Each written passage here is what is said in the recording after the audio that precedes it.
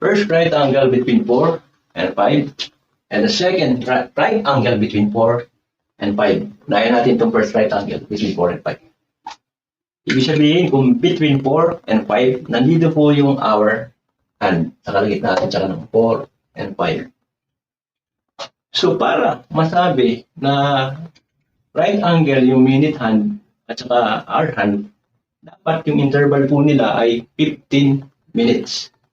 So, simulan po natin magbilang. Magmula po rito, magbibilang tayo ng 15 minutes. 5, 10, 15. Ibig sabihin, 90-degree angle po silang dalawa. Ibig sabihin, pwede na rin ho natin makuha yung value ng x, which is the unknown number of minutes. Para makuha natin yung value ng x, yung unknown number of minutes, mag-start po tayo rito sa reference point hanggang dito po sa ganito na po. Malabo ba? Sige. Ibig po sabihin yun po yung value ng x. So kung titingnan po natin sa clock na to, lalabas yung x is equals to 5 plus x over 12. Lipat natin yung x over 12 sa left side. Therefore, may 11x over 12 is equals to 5. Therefore, 11x is equals to 12 times 5 is 60. Para makuha natin value ng x, divide both sides by 11. Cancel yung 11. Therefore, x is equals to 60 divide 11. Calculator na lang natin. 11 divided by 60 equals to 11 divided by 60 divided by 11, 5.45 degrees.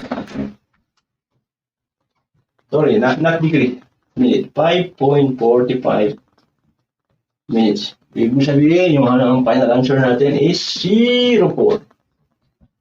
5.45 minutes.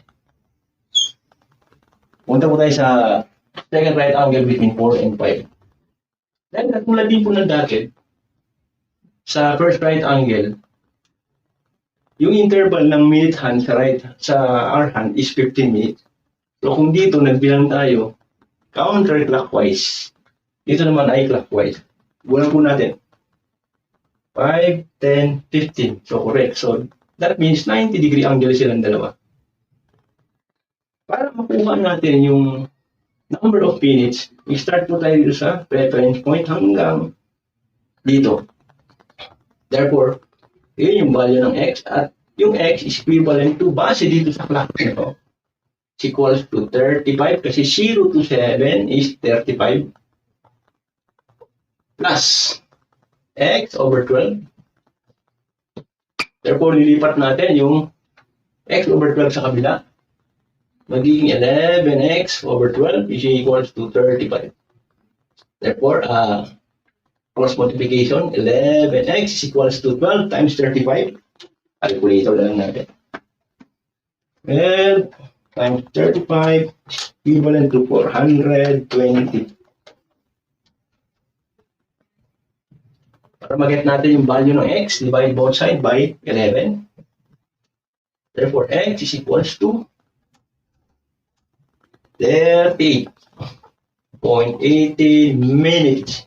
Therefore, yung final answer po natin ay 38.18 minutes. Maya po is 5 and 6 naman. Salamat po. Thank you.